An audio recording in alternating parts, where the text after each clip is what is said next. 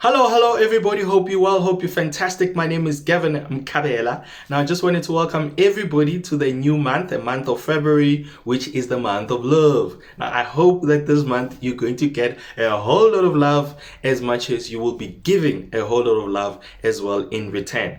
Now, when we're talking about new things, today I wanted to talk about buying property for the first time. So the newbies who will be buying property for the first time. But of course, today we're not really talking about people that will be buying a primary home. We are talking to people that will be buying an investment property. Now, I'm sure you're sitting there and say, Gavin, but what is the difference? What is the difference between a primary home and an investment property? Now, an investment property is all about business. So you are buying that property because you want to turn it into a business. You want to then rent it out to a tenant who will be your customer, and in turn they will be able to pay rent to you. So you'll be getting rental income. So it's business. Now, on the other hand, is where now Gavin wants to buy a primary home. So a primary home is where now Gavin will be living in that house. So it's all about Gavin. Most of the time I say it's an emotional buy because it's all about emotions, right? It's all about Gavin. I want it in this kind of neighborhood. I want it to have this kind of tiles. The door must be facing north instead of south, so it's all about Gavin.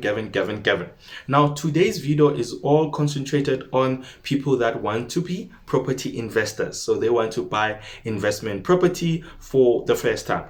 Now, what are the things that you should be mindful of, right, before you make that first purchase? Now, there is a number of them, but today I'm going to be touching on a few so that at least you get started, right? So the first one that I'm going to be talking about is your target market. Now, you need to know who is your customer. So who are you targeting when you are buying this investment property? Are you targeting students? Are you targeting professionals? Are you targeting people that live in the rural areas?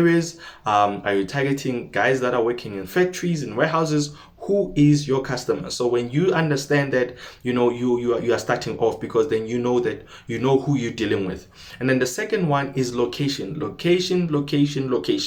Now, I've established who my target market is. Now I need to know, where do I find these people? Where do they want to live? Do they want to live in the townships? Do they want to live in the suburbs? Do they want to live in the rural areas, in the mines? Where do I find these people? Because once I've established who my customer is, then of course I need to mirror them to a location where they would like to stay. And then the third one will be the type of properties. So what type of property would they like to live in? Do they love to live in a single home? Do they like to live in a commune? What type of structure do they like to live in? So when I have established that, of course, then I know to say, okay, what type of property I need to be able to buy.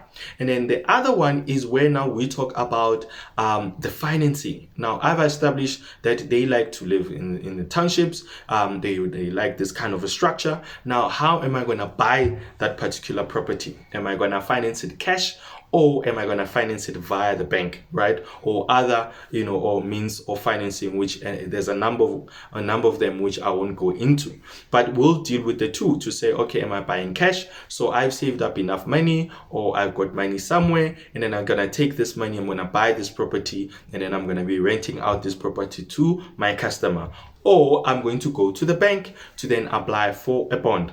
Then the bank is going to give me that bond, and of course there's income. I'll be servicing that bond with the rental income that I'll be getting from the tenant, right? So that is financing.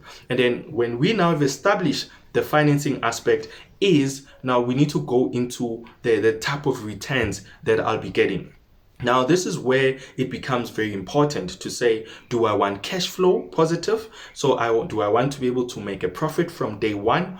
Or I'm comfortable with the fact that, this property is going to take some time for me to be able to break even and then make a profit, which means that, I'm more concentrated around the capital appreciation. So capital appreciation is more where, I want to buy this property for 100 Rand, but I can see that, there's certain things that will push up the value to 200 Rand. So when I get to the 200 Rand, I can either sell this property for a profit, or I can refinance it, right? So these are the, I think the key points. As I said, there's a lot of them, but I've just touched on these few, which I believe are very key for you to be able to understand in terms of how you need to be able to start your property investment journey. So I hope that this video will definitely assist you, to get you started to become a property investment pro.